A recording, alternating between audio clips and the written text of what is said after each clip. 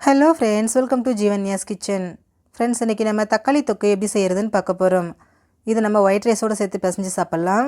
இட்லி, தோசை, சப்பாத்தியோடு தொட்டுக்கிட்டு சாப்பிட்லாங்க. அது மட்டும் இல்லாமல் ரசம் சாதம், தயிர் சாதம், சாம்பார் சாதத்தோட ஊறுகாய் மாதிரியும் தொட்டுக்கலாம். ரொம்ப ரொம்ப டேஸ்ட்டாக இருக்கும். இது நம்ம ஒரு 3-4 மாதம் வரைக்கும் வச்சு சாப்பிட்லாம், கெட்டு போகாது. ரொம்பவே சிம்பிளான ரெசிபி.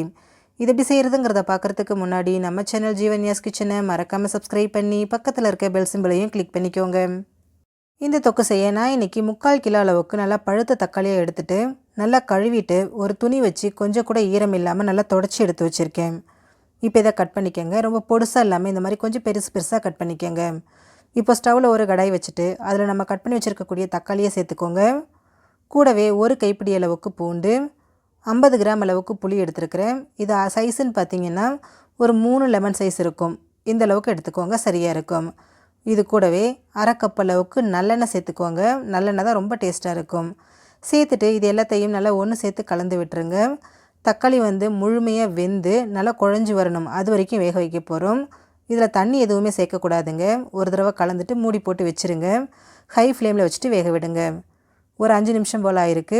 தக்காளி பாருங்கள் நல்லா வேக ஆரம்பிச்சிருச்சு. வெந்து அந்த தோலெல்லாம் உரிய ஆரம்பிச்சிருச்சு பாருங்கள். இப்போ ஒரு தடவை கலந்துட்டு திரும்பவும் மூடி போட்டு இதை மீடியம் ஃப்ளேம்லேயே வச்சுட்டு வேக விடுங்க. இப்போ ஒரு 10 நிமிஷம் போல் ஆயிருக்கு. தக்காளி பாருங்கள் முழுமையாக வெந்துட்டு நல்லா குழஞ்சி வந்திருக்கு. நம்ம கரண்டி வச்சு மிக்ஸ் பண்ணும்போதே தெரியும் தக்காளி எந்த அளவுக்கு குழஞ்சி வந்திருக்குன்னு. இப்போ இதை ஸ்டவ்லேருந்து எடுத்து ஒரு பக்கமாக வச்சுடுங்க. இது அப்படியே இருக்கட்டும். இப்போ திரும்பவும் ஸ்டவ்வில் ஒரு பேன் வச்சுட்டு அதில் 1 டீஸ்பூன் கடுகு, 1 டீஸ்பூன் சீரகம், 1/2 டீஸ்பூன் வெந்தயம் சேர்த்துக்கோங்க. சேர்த்துட்டு ஸ்டவ்வை லோ ஃப்ளேமில் வச்சுட்டு இதை நல்லா வறுத்து எடுத்துருங்க. வெந்தயம் சீரகம் செவக்கணும், அதே சமயம் கடுகு நல்லா பொரிஞ்சு வரணும், அது வரைக்கும் வறுத்துக்கோங்க. பாருங்கள் நல்லா செவந்துருச்சு. கடுகு நல்லா படப்படன்னு வெடிக்க ஆரம்பிச்சிருச்சு. இப்போ இதை ஸ்டவ்லேருந்து எடுத்துகிட்டு ஆற விட்டுட்டு இதை அப்படியே ஒரு மிக்சர் ஜாரில் சேர்த்துக்கோங்க. இது கூடவே 1/4 கப் அளவுக்கு கல்லுப்பு சேர்த்துக்கோங்க. அடுத்ததாக இதில் காரத்துக்காக 1/2 கப் அளவுக்கு தனி மிளகாய் தூள். இது காரம் கம்மியாக இருக்கிறதுனால 1/2 கப் சேர்க்குறேன். நல்லா காரமாக இருந்தால் கொஞ்சம் குறைச்சிக்கோங்க. கூடவே 1/2 டீஸ்பூன் மஞ்சள் தூள். அடுத்ததாக இதில் நம்ம வதக்கி வச்சுருக்கக்கூடிய தக்காளி, பூண்டு எல்லாத்தையும் சேர்த்துக்கோங்க. சேர்த்துட்டு தண்ணி சேர்க்காமல் நல்லா நைஸாக அரைச்சி எடுத்துருங்க.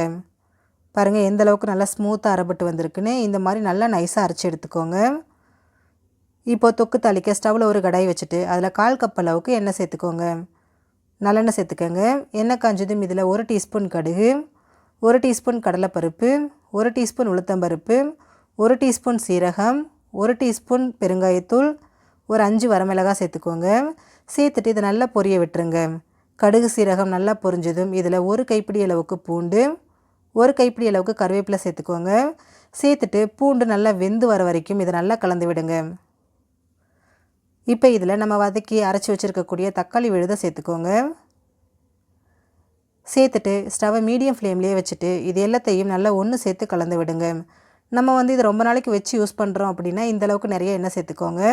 இல்லை நீங்கள் உடனே யூஸ் பண்ண போகிறீங்க, வச்சு யூஸ் பண்ண போகிறது இல்லைன்னா இதில் பாதி எண்ணெய் சேர்த்திங்கன்னா சரியாக இருக்கும்.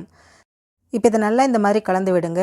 அந்த தொக்கு எண்ணெய் எல்லாத்தையும் ஃபஸ்ட்டு நல்லா அப்சர்வ் பண்ணிக்கும். அதுக்கப்புறம் திரும்பவும் நல்லா வெந்துட்டு எண்ணெய் பிரிஞ்சு வரணும், அது வரைக்கும் இதை நம்ம வேக வைக்க போகிறோம். பாருங்கள் நம்ம சேர்த்த எண்ணெய் எல்லாத்தையும் நல்லா அப்சர்வ் பண்ணி வந்துடுச்சு.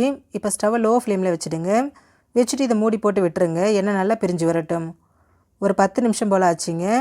நல்லா வெந்துட்டு அந்த எண்ணெய் முழுமையாக பிரிஞ்சு வந்துருச்சு பார்த்தீங்களா? இந்த அளவுக்கு தொக்கு பக்குவம் வரணும், அது வரைக்கும் இதை வேக விடுங்க.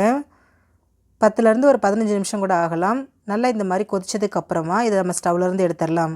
உங்களுக்கு இன்னும் டேஸ்ட் அதிகமாக வேணும்னா இதில் கொஞ்சம் வெல்லம் சேர்த்துக்கோங்க. நான் இன்றைக்கி வெல்லம் எதுவும் சேர்க்காமல் அப்படியே செஞ்சுருக்கிறேன். ரொம்ப ரொம்ப சிம்பிளான முறையில் தக்காளி தொக்கு ரெடி ஆகிடுச்சு. ஒரு 3-4 மாதத்துக்கு வச்சு சாப்பிட்லாங்க. ஃப்ரெண்ட்ஸ், நீங்களும் இந்த ரெசிபியை ட்ரை பண்ணி பாருங்கள். ட்ரை பண்ணி பார்த்துட்டு உங்களோட எக்ஸ்பீரியன்ஸை மறக்காமல் கமெண்ட் பாக்ஸில் கமெண்ட் பண்ணுங்கள்.